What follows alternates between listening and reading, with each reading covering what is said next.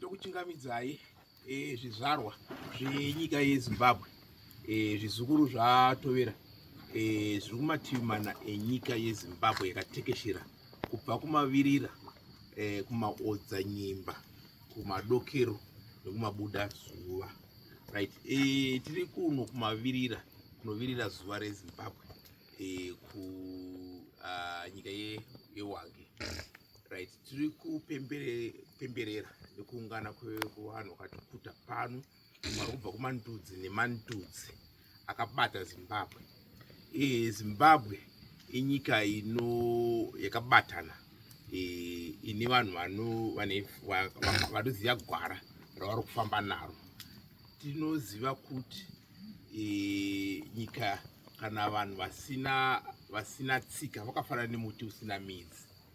Midzi yedu iri mutsika nemagariro edu atinawo. Tiri kuona kubatana kwakaita vanhu veZimbabwe. Ndafara chaizvo nhasi kuona mandudzi nemandudzi ari kuungana pano. Hakuna kuti nganaro kuti uyu akati anotarisira umwe pasi. Vanhu vese vari kusumudzirana vachiteererana kuti kwabve kwakadii. Zvinofadza.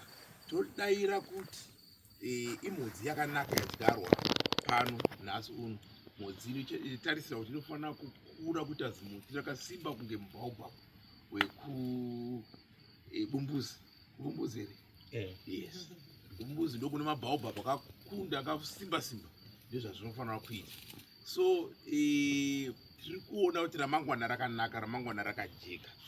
Iwe neni tine basa chaizvo. Nyika yakanga yakagwadama nemabvi, asi tiri kuti aiwa togwadama sei kusvika pasingaperi. Tinofanira kumbosumuka ukati mukufamba.